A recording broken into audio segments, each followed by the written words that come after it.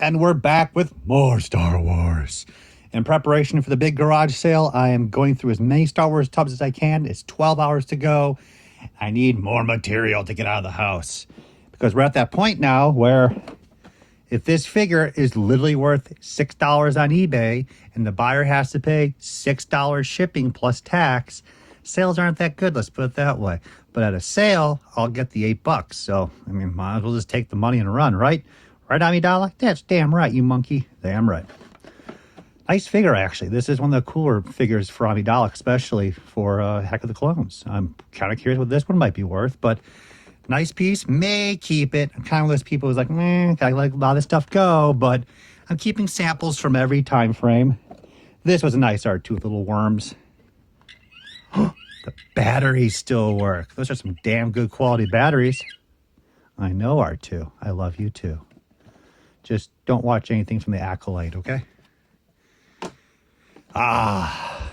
X-Ray. So, Micro Machines, Galoob, paid quite a bit of money as well for the license during the episode 1 time frame. If you've been watching my videos, I cannot stop praising Galoob. The X-Ray concept comes from the X-Ray series of the Micro Machine cars and was nicely applied to the ships of Star Wars. I like the colors. I like how they pop, but there's still something a little bit lacking. I'm not sure what it is. A little more functionality. But I mean, you're trying to get the clear X-ray aspect, but also show some parts of the innards, and then keep the cost control down. So it's not an easy comparison to the Micro Machine cars. But they did very well. There were 2 series of these. This is the first series, and the first series is the more common compared to the second series that was released mostly in Japan. Sadly, about $5. Everything is like $5.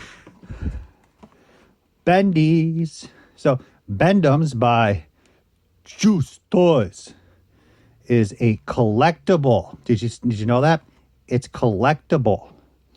It's a bendable collectible, this random robot says. I wonder if this robot's like just toys, or they license that through Lucasfilm, so Lucas owns this random robot. This is the second series. A little more difficult to get than the first series. People are paying a little bit more for the Fett, a little from the Gamorrean Guard. I thought they were paying more for the Royal Guard. I was way off. X-Wing Luke might be a little bit more. This kind of looks like a 1930s dashing man at the local club more than anything else than Luke Skywalker. But still a nice figure. Probably going to hazard about 15, 20. I'm going to let that go. More Micro Machines. Ooh, the Imperial Pilot set. That's pretty cool. That actually is neat stuff. I like the Micro Machines. I'm not going to pursue it. I'm letting a lot of it go. I like the action fleet. Just, again, I don't have to own the world, nor do you, in order to appreciate it. And again, if I wanted any of this stuff back, this will probably be worth about $10 to $15. Now, some of the Micro Machine figures, I'll have loose ones of these, of course. But do I need every single one packaged? Not necessarily, especially with the package always being the same over and over. It doesn't make it more exciting to display them. $1.99 at KB Toys. Blowout, jeez. And then we have the classic characters. But what makes them classic? Who knows? Who knows? A little clear Ben Kenobi there is a nice touch. Probably about $10, 15, maybe a little bit more for this series because the classic characters. But hey, they got a lot of these. Look at this. A little nice assortment down here. We got the Rebel pilots. They all look all fancy. Little dance troupe there. Hell yeah. Flip it over. Classic characters again. Yeah, as I said, Galoob really cared about Star Wars, and they focus quite well. This is another set of classic characters. Very nice. Look at, I think that's Leia Bestman just firing away, or who is that person? Who is that? Who is that? Still, very nice stuff. We have, so now this is the Micro Machines Diecast. Stepping it up, a little on the awkward packaging for Star Wars, a little hard to display. At least they gave you a little stand back there, and as well to stand the actual packaged toy. Not something that I'm screaming to keep. And again, the market on these things are probably going to be $5 to $8 each.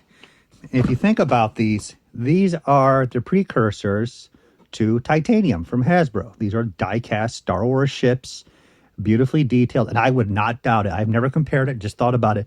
If I compared some of these vehicles to the Hasbro Titaniums that came out a couple of years later, I would not doubt that I would find those to be the exact molds.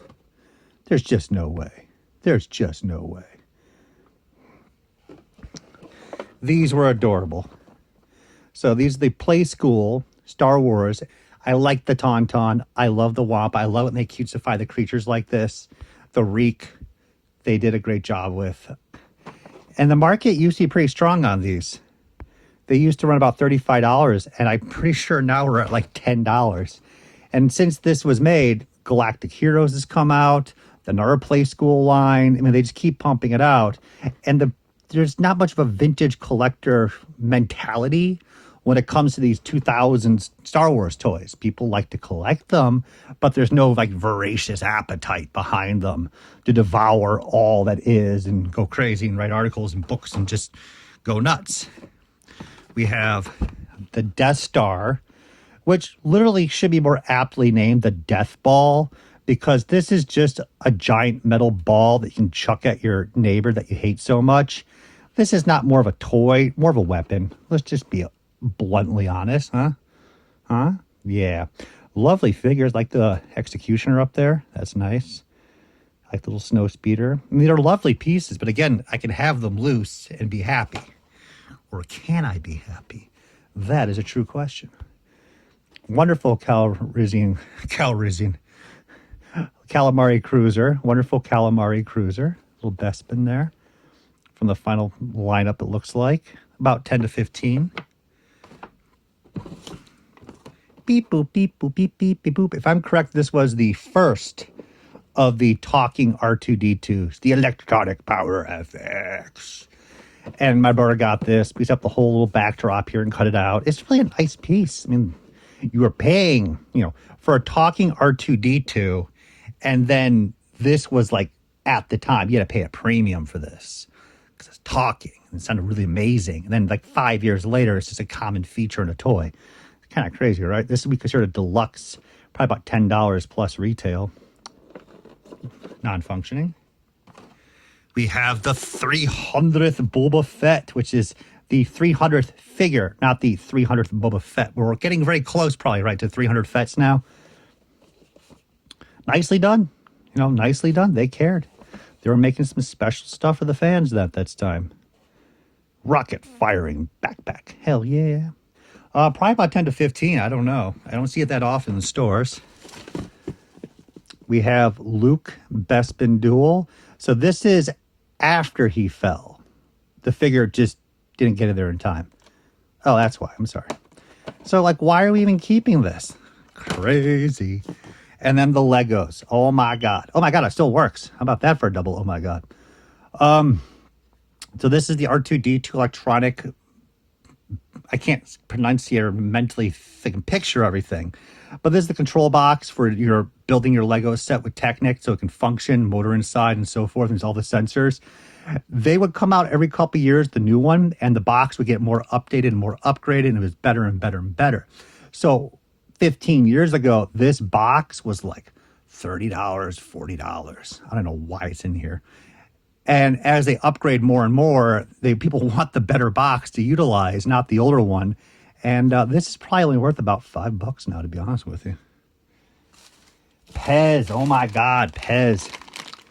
They have produced so much Star Wars Pez that you can pick up cases and cases of sealed late 90s Pez for $0.25 each per Pez. And there's just unlimited supply. It's insane. I actually would love to eat the candy right now, to be honest with you. That stuff was always delicious. And we'll wrap it up with why do we have multiple Comtech devices? It was a great idea just before its time. It just needed like another year or two to get that worked out. The muted voice that just didn't sound accurate enough. And then it would have been much better. But they leapt with it. And every figure you bought in the store, you got it as a bonus little chip there, but you were technically paying for it. And now this only runs about $10. But if you wanted to eat at Subway, I can hook you. Oh my God, that's how cheap we were. Look at this. You have the Subway food bag and the actual bag. What the hell is going on in here? My God, that doesn't happen anymore. So thank you very much. We're going to keep rolling hardcore through this stuff. Guys, do not be hoarders. You don't have to collect every single thing on the planet. Enjoy what you collect. Don't be a completionist. Don't fall in that trap, guys.